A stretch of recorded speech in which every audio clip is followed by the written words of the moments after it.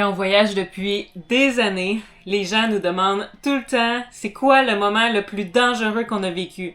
Puis là, normalement, les gens s'attendent à ce que ce soit une tempête, une traversée océanique, un bris au milieu de nulle part. Mais honnêtement, le moment où j'ai passé le plus proche de mourir, c'est pendant une simple plongée. Une plongée qui semblait complètement normale. Et le pire dans tout ça, c'est que mon ordinateur de plongée a tenté de m'avertir, puis je l'ai pas écouté.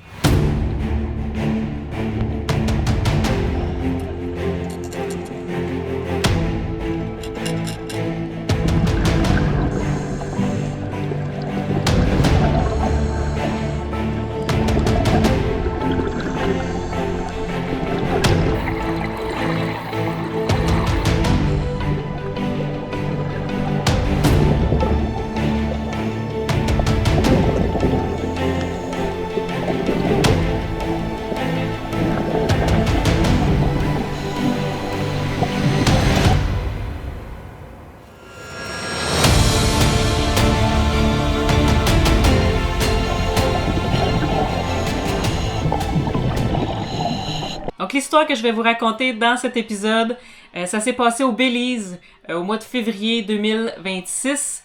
Donc c'est tout récent.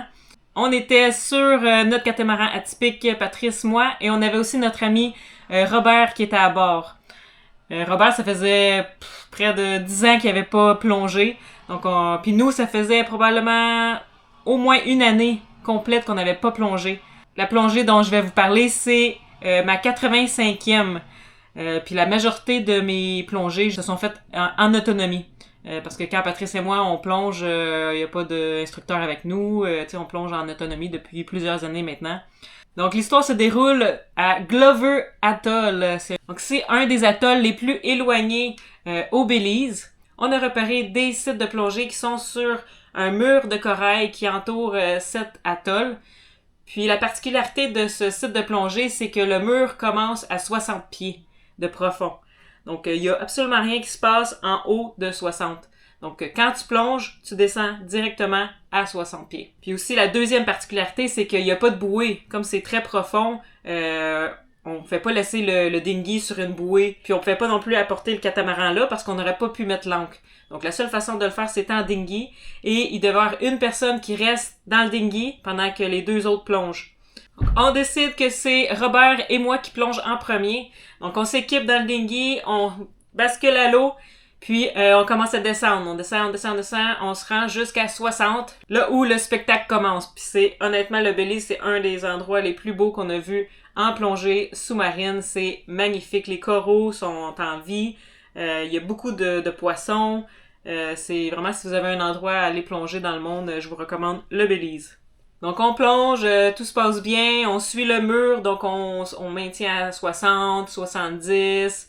Le plus profond qu'on a été durant cette plongée, c'est 73 pieds. Mais on a une moyenne à 56 pieds. Puis Robert, il est beaucoup plus calme que Patrice, donc il consomme beaucoup moins d'air que Patrice. Moi, j'ai l'habitude de plonger principalement avec Pat. Puis Pat, vous le connaissez, hein, il est hyper actif. Donc il consomme quand même beaucoup d'air, plus que moi. Puis Robert, lui, il était hyper calme, malgré que ça faisait longtemps qu'il n'avait pas plongé, il est calme de nature. Donc, on a pu faire une plongée plus longue qu'à l'habitude. En plongée, je regarde continuellement mon ordinateur de plongée. Donc, je remarque les lettres DEC, suivies de chiffres. DEC? Je trouve ça un peu bizarre. Puis Robert avait une montre aussi, le même, c'est une Cressy comme moi. Puis, lui, sa montre dit rien de spécial. Bon, je me dis, c'est notre première plongée de la journée. Robert a plongé en même temps que moi. On n'a pas plongé hier. Si la montre à Robert n'indique rien de spécial, puis la mienne oui, ça doit vouloir dire que la mienne elle a une défaillance. Peut-être que je dois changer la batterie. Ça fait longtemps que je l'ai pas utilisée. Tu sais, normalement, les deux, s'il y avait un problème, les deux montres nous indiqueraient un problème. Donc je me dis, bon, il n'y a pas de problème. Donc on continue. Puis là, on a réussi à trouver un plateau qui remonte un peu. Le plateau est à peu près à 40 pieds. Donc tranquillement, on se dirige vers le plateau. Donc on remonte tranquillement sur le plateau pour rester le plus longtemps possible en dessous de l'eau. Donc on continue à regarder à 40, tout ça. Puis là, quand il nous reste peut-être 800 ou 1000 PSI, on commence à faire notre remontée. Puis on fait toujours notre palier de sécurité de 3 minutes qui est entre 15 et 20 pieds. Donc ça, c'est assez standard. On le fait toujours. Donc on le fait. Pas rien d'anormal. Pour moi, tout se passe normalement. Donc je remarque vers la fin que j'ai les pieds engourdis. C'est quand même bizarre que l'eau est pas si froide. Je me dis, bah, l'eau est peut-être fraîche un peu. Mais j'avais pas eu froid tant que ça, me semble. Mais j'ai les pieds engourdis. Étrange. Puis là, on remonte à la surface, on remonte au dinghy. Puis là, on dit à Patrice, on a vu des poissons-lions, tout ça. Fait que là, Patrice, il est bien excité. Puis là, il a hâte que ce soit son tour. Mais là, quand j'embarque dans le dinghy, je remarque que j'ai un peu de difficulté à embarquer dans le dinghy parce que mes pieds sont complètement engourdis. Puis mes mains aussi, le bout de mes doigts était engourdi un peu. Donc là, je le mentionne au gars, je dis, mes mains et mes pieds sont engourdis. Patrice, il me dit, moi aussi, mes mains sont engourdies, ça doit être les gants qui sont trop serrés. Je vois, ok, parfait. Puis j'avais déjà dans ma tête que c'était peut-être parce que l'eau était fraîche un peu. Bon, j'en fais pas de cas, eux, ils en font pas de cas, tu sais. Fait que là, on change les bonbonnes, puis 15 minutes plus tard, on est à nouveau dans l'eau. Donc là, c'est le tour à Patrice, on amène le zookeeper, les slings. Donc là, on s'en va pêcher parce que le premier coup, c'était du repérage, voir si ça valait la peine d'apporter les slings et le zookeeper. Puis en effet, j'avais vu 4-5 poissons-lions, fait que on s'est dit on va amener l'équipement pour pêcher. Fait que on descend à 60 parce qu'il n'y a rien à voir avant 60. Donc on se met en mode poisson-lion et on cherche les poissons-lions pour les mettre dans le zookeeper et les manger en ceviche. Donc Patrice en attrape un, en attrape deux, il en attrape trois, il est super content, donc ce qu'il fait, il consomme énormément d'air. Fait que pendant ce temps-là, je suis préoccupée parce que mon ordinateur de plongée a recommencé à clignoter DEC et suivi de 42. Ok, DEC 42. Je comprends pas tout ce que ça veut dire. Puis là, je le montre à Patrice, je dis, on a la même montre que Lucie en avait une. Je lui montre ma montre.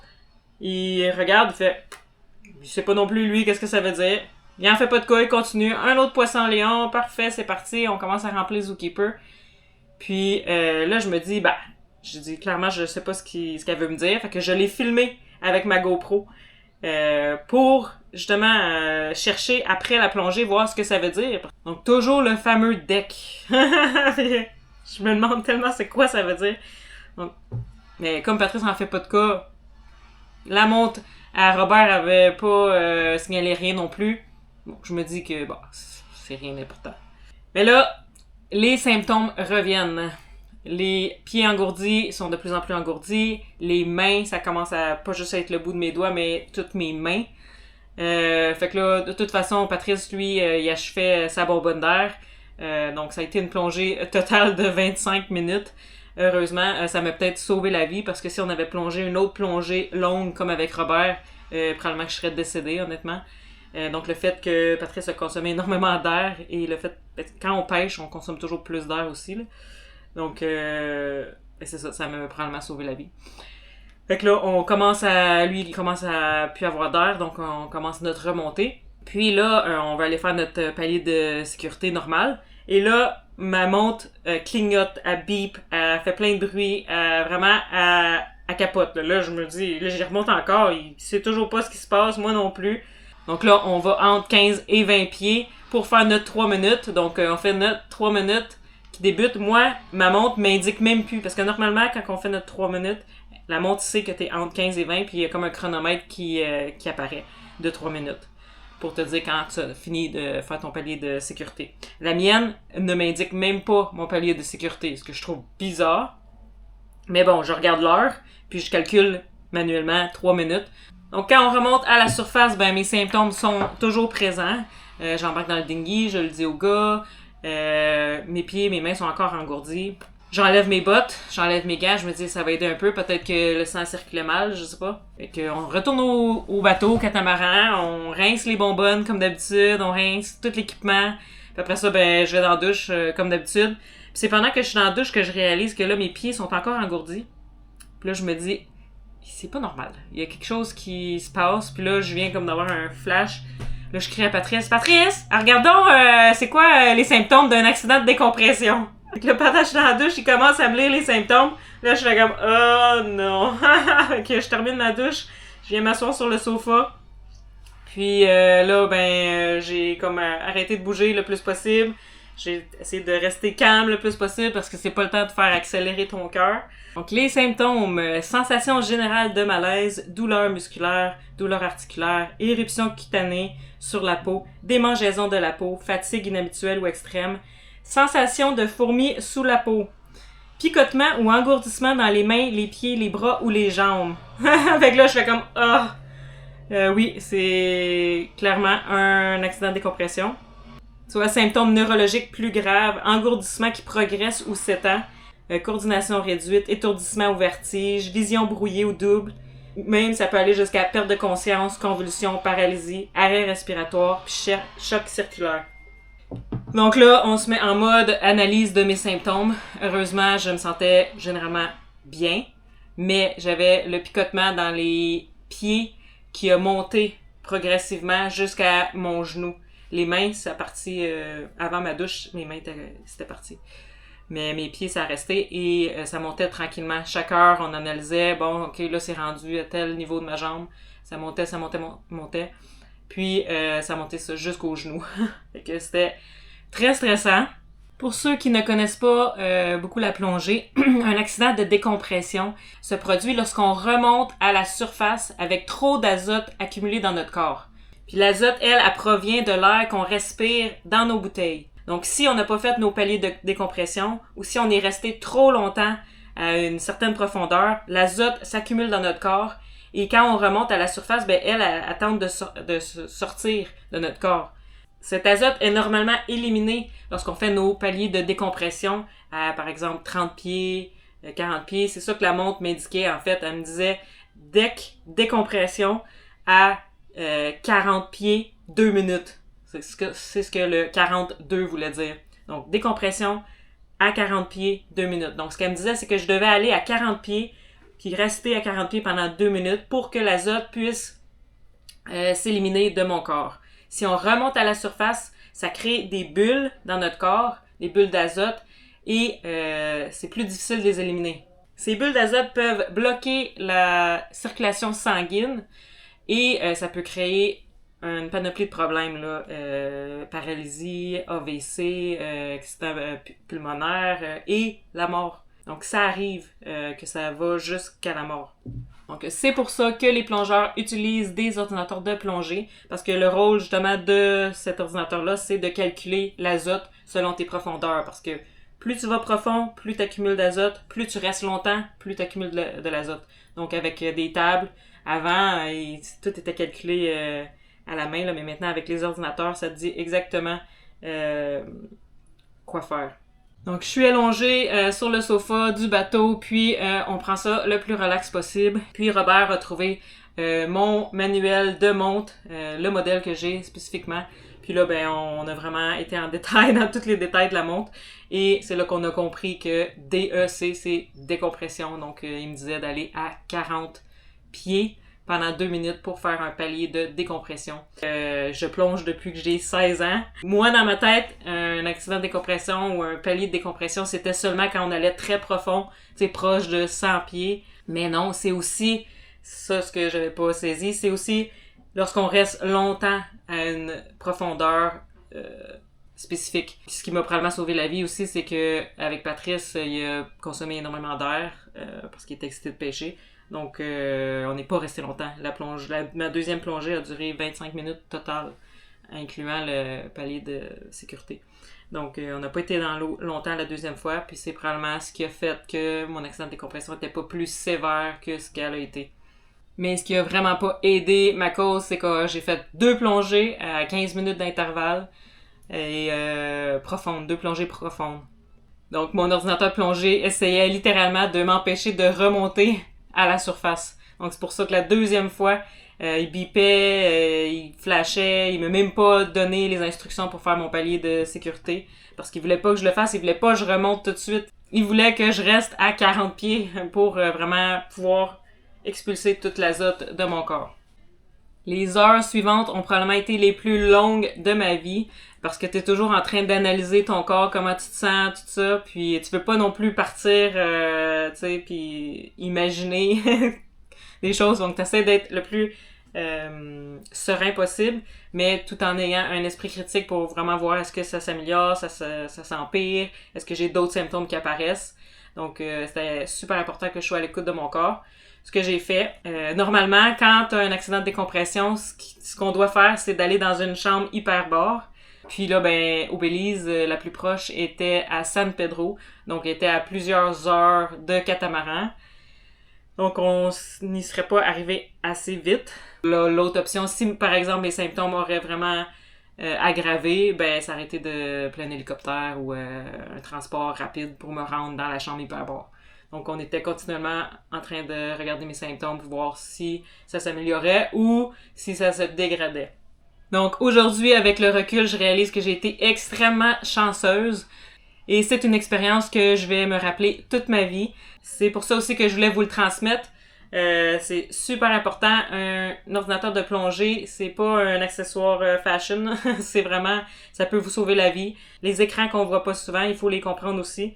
Parce que la journée où t'en as besoin, c'est là qu'il faut que tu le comprennes. Donc, si ça fait longtemps que t'as pas plongé, si t'es pas familier avec la montre, si t'empruntes la montre à quelqu'un pour une plongée, il faut s'assurer de vérifier le manuel. Cette expérience m'a aussi fait réaliser quelque chose de très important.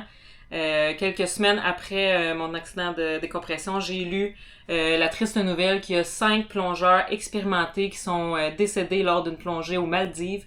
The Maldives are searching for the bodies of Italian tourists who died while scuba diving in a cave there. 5 divers, including an instructor, were believed to have been exploring a deep underwater cave. Ceux qui sont des plongeurs, vous en avez peut-être entendu parler, c'était partout sur les réseaux sociaux. C'est une histoire vraiment triste. Puis c'est des plongeurs expérimentés. Là-dedans, il y avait un scientifique, il y avait un biologiste marine, il y avait un instructeur de plongée. Il y a même aussi une autre personne qui est décédée après pour essayer d'aller les secourir.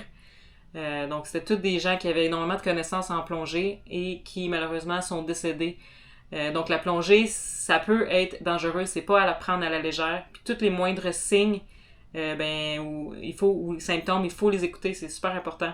Puis quand on regarde les accidents comme ça, on réalise tout de suite que l'expérience, c'est pas une armure. Aujourd'hui, si je partage mon histoire avec vous, c'est pour nous rappeler de rester humble face à l'océan, que ce soit en navigation, que ce soit en plongée. C'est un environnement dangereux, donc il faut rester humble, même quand on a de l'expérience. Parce que des fois, il suffit juste d'un petit détail, d'une mauvaise décision, puis ça peut changer le courant de notre journée et même de notre vie. La ligne est mince entre l'aventure et un accident. Première leçon, toujours être à l'écoute de son binôme. Donc, quand on est dans un environnement comme ça, le moindre symptôme, le moindre signe anormal, il faut en prendre en considération puis se poser des questions. Pourquoi ça fait ça? Prendre un moment puis dire, OK, c'est quoi les possibilités? Puis pas juste le balayer comme ça, parce que en fait, si votre binôme vous partage quelque chose qui semble anormal à ce moment-là, il y a une raison de s'attarder au sujet. La deuxième leçon très importante que je vais retenir, c'est le matériel qu'on utilise, vous devez le connaître, mais pas juste les fenêtres ou les écrans normaux qu'on voit tout le temps, mais ceux qu'on voit pas souvent justement.